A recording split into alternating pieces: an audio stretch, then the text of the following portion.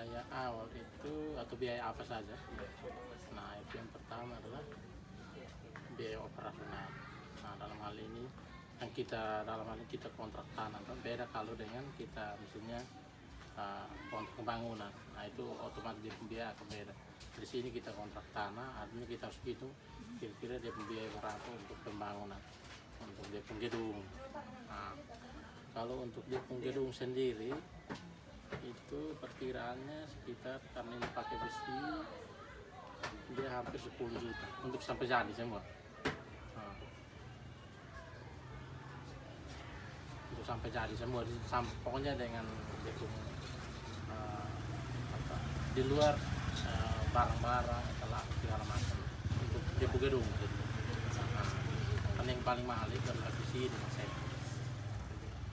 Jadi perkiraan sekitar 10 juta untuk biaya awal. Terus kalau misalnya untuk depo di dalam semua, misalnya ada komputer, ada kulkas, ada etalase, ada barang-barang itu. Kalau komputer sendiri itu 1 unit dia 5 juta, kalau 2 unit itu 10 juta, kalau semua dengan print segala macam sekitar 20 juta, 20 sampai 30, kalau untuk barang-barang untuk kios punya sekitar ya 5 atau 6 juta.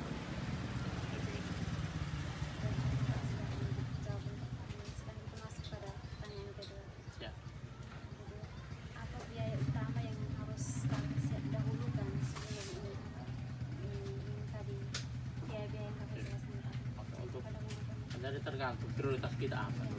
Nah, kita mau prioritas apa, misalnya rental kah atau kios dulu. Nah, begitu, jadi tergantung dari prioritas.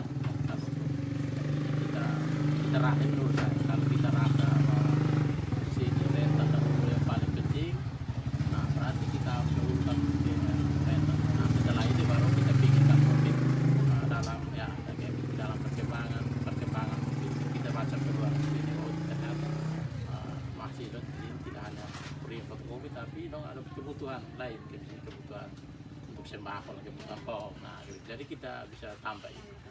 Jadi tergantung dari prioritas utama apa dulu. Gitu. Jadi masuk pada pertanyaan ketiga, bagaimana cara Kakak memperkirakan modal awal yang dibutuhkan untuk usaha ini? Nah, untuk perkiraan ini sebenarnya pokok kita di sini ya, sebelum kita membangun ini masih kita harus ada rencana dulu.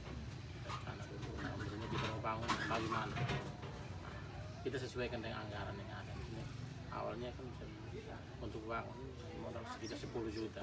Nah, jadi ternyata dari 10 juta itu ini hanya cukup untuk bangun. Menurut kita berpikir pasti 10 juta ini Pak, tapi dalam berjalannya waktu kan ternyata tidak Pak, karena misalnya inflasi harga-harga di toko itu dia naik turun. Nah, dari misalnya salah satu contoh, untuk saya mau beli etalase itu minggu pertama sepitanya itu harga misalnya 1 juta, tapi menjelang berapa hari harga sudah naik. Nah, misalnya begitu, jadi harga sekarang tidak tetap.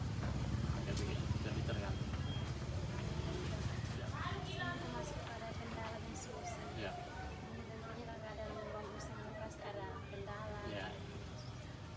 Selama menjalankan usaha ini, pernah tidak Kakak mengalami kendala atau kesulitan terkait biaya atau pengeluaran pengeluaran?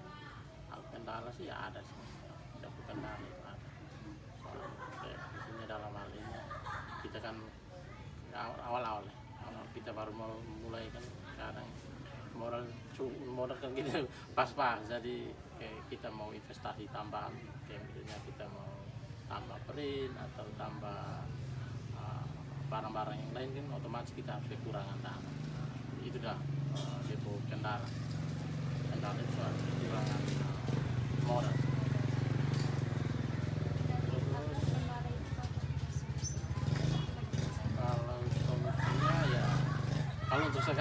Kalau untuk sekarang kita berbeda ya. Kalau misalnya kita berawal dari modal pas-pasan dengan kita sudah ada modal misalnya begitu. Nah, kita kalau pas modal pas-pasan ya solusinya adalah berani untuk ambil risiko.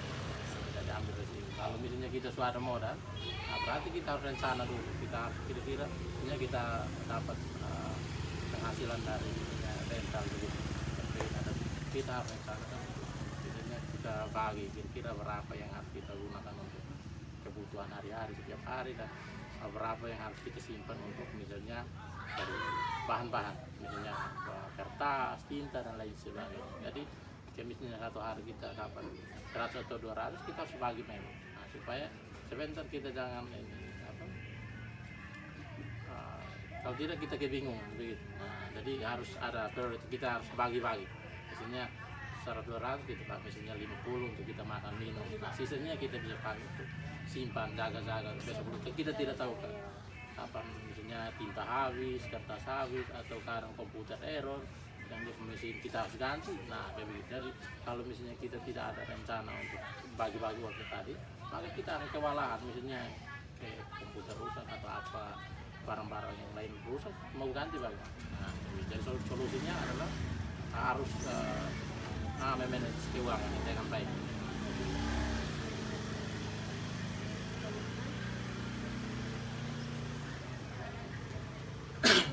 Seberapa penting peramalan dan estimasi biaya dalam berusaha?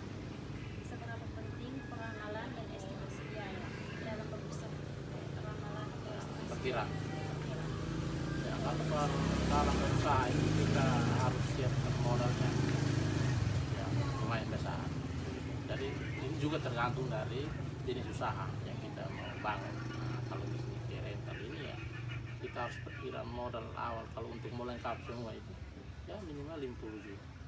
Nah, jadi tapi kalau modal pas-pas ya kita harus misalnya harus berani simpan uang supaya dari hasil misalnya kita print apa segala macam ada dia kelebihan baru kita tambah.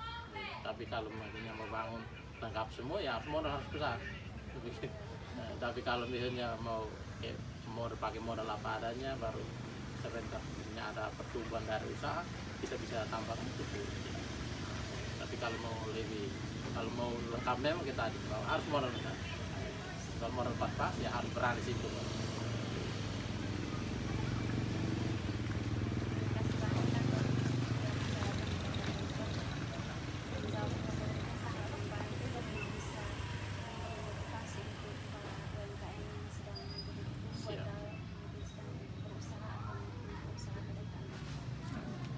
Oke, terima kasih.